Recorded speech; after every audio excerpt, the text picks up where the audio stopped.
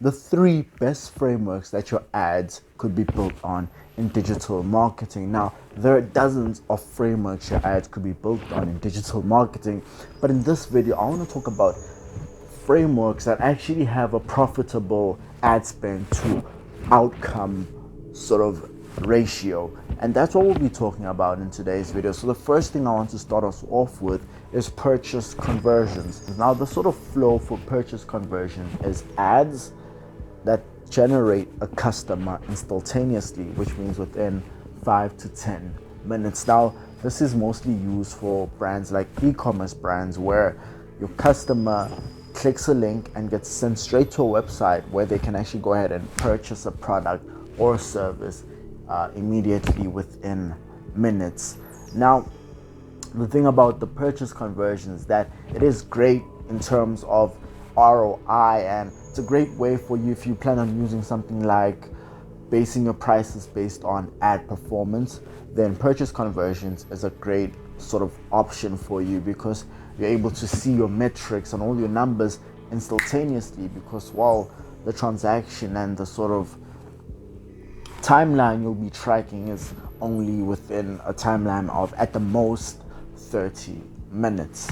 Now, when we move on to something else like lead generation and the other third one I'll be talking about, you take a look at the purchase conversions and you realize that it's very hard to build some sort of a relationship with the customer, where if your email marketing is not on point, your SMS retargeting is not on point, there is no communication between you and the customer you generate for your client, meaning that once the customer has purchased the product, there's a high chance that they might not even go back to that website or to that business place, because there is no relationship that was built with the customer.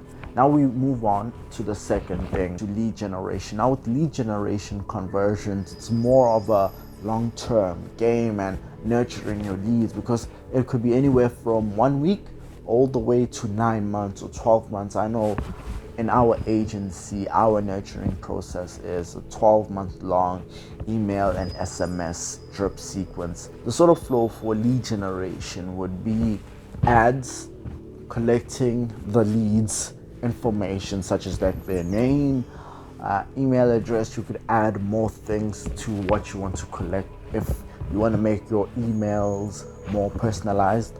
And after collecting their information, you move on to giving that lead the lead magnet, whatever lead magnet you gave, you were offering, whatever offer or incentive you were promising them before having them give you their phone number and email, etc. You give it to them, right, the lead magnet. Then you move on to the email and or SMS drip sequence, where however long you want to make it be, if you want to make it like 6 months, 8 months, 12 months, 2 years, if you want to make it a continuous thing where you send them 5 emails, and then after those 5 emails they just enter into your email list, which is an every week thing or every day thing, whatever it may be. And then whether it be in 2 weeks time or 3 months time, a purchase happens, they get closed. Now, the thing about lead generation conversion is that most of the time it's not necessarily you who closes the lead. Most of the time it is your client who has to close the lead. So maybe the lead has to go to your client's business, like maybe it's a dentist, right? So maybe the lead has to book an appointment on Calendly or whatever it may be, whatever scheduling software your client wishes to use. And then you just have the person book an appointment and then go to your client's office, right? Maybe it's a real estate agent, right? So then you just maybe have to set an appointment for that person to go to your client's office. Same thing if it's, for example, a car dealership, whatever it may be. Now, for high ticket software, service or product, I would suggest trying to find a way to mix purchase conversions and lead generation conversions. Now, what I mean by this is, after a lead clicks on an ad, try find a way, be creative with it, find a way to collect their information, and after collecting the information, have them still, while they're on the website, have them find a way to get them to pull out their credit card and purchase a product. So with the lead generation conversion, it's very much easier for you to generate a sort of relationship with your customer, or with your potential customer, I mean. And why I say this is because there's this rule of, before a customer has to become a customer, or before a prospect has to become a customer, they have to spend at least 7 hours. Like, they have to at least consume 7 hours of your content before they can actually go ahead and purchase something from you, or close a deal with you, or even trust you, right? Now, it's this sort of philosophy, or this sort of principle that was found out by science, and more specifically pickup artists, who came up with this idea, or actually researched this idea, where if I spend 7 hours with a female and take her to 3 places all in one night, I can get laid with her, right? But that sort of ideology also came across in sales, and it's something that comes across anywhere, right? How long does it take for you to talk with a stranger and turn that stranger into a friend? It takes 7 hours. Same thing with sales. How long does it take to turn a lead into a client, right? Or to be more definite about, like, to stand a higher chance of turning a lead into a client, it takes 7 hours, right? So the thing about lead generation is that when you are doing lead generation, I would suggest, when it comes to like emails and SMSs, that every 2 emails you send is value, and then the 3rd email could be you trying to get the lead to book a call, or buy the product or service you're offering, or software you're offering, right? So it could be something like, I'll put it on screen right now, right? So email 1 is you giving them some value, right? So if you're giving them value for a dentist, right? So if you're collecting leads for your dentist, then you could do something like email 1, how salt fixes a toothache.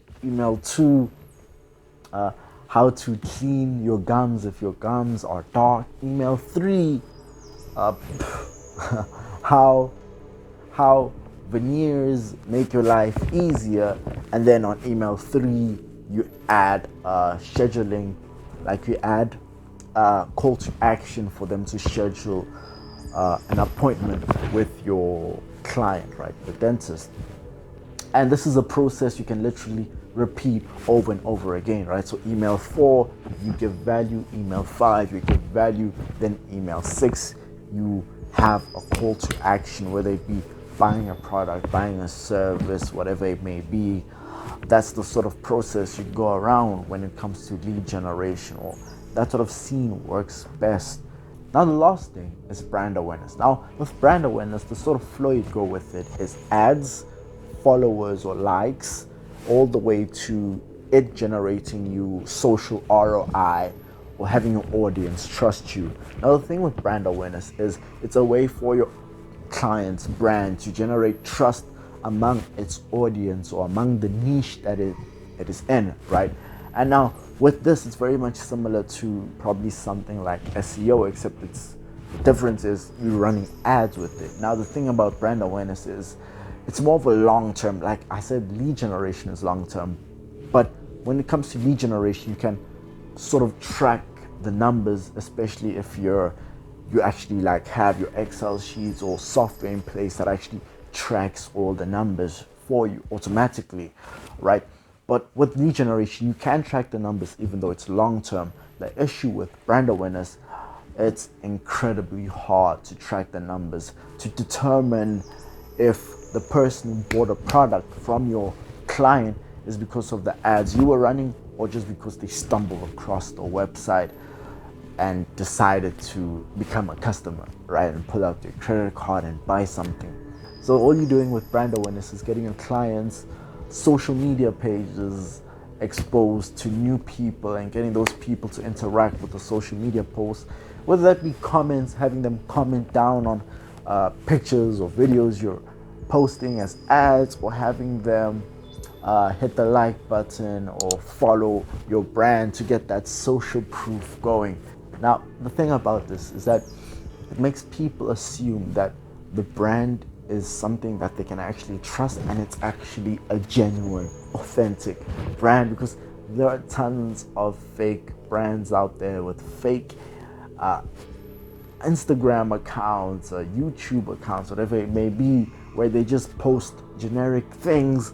And when a person purchases a product from their website, their product never comes, right? And people are afraid of those sort of things because that's the reality of the things that happen in e-commerce, right? But that wouldn't be more e-commerce. I would say that's more in the dropshipping side of the spectrum of online businesses. Now, when it comes to brand awareness ensures that customers, you don't lose customers just based on that sort of objection, right, or worry about it, right? Because a person might not become a customer because they're afraid that it might be a scam. But when they go to a page and they see that, oh, this brand has 25,000 followers on Instagram, it must mean it's very trustworthy. Let me go ahead and buy something from this brand, right? So that's been the 3 fundamental frameworks you can actually go ahead and build your ads around, which is the purchase conversions, lead generation conversions, and brand awareness. If you found any value in this video, go ahead and hit the subscribe button that's right underneath me, and check out this video on the right hand side, which I personally recommended for you. Till I see you guys in my next video. Thank you, dear.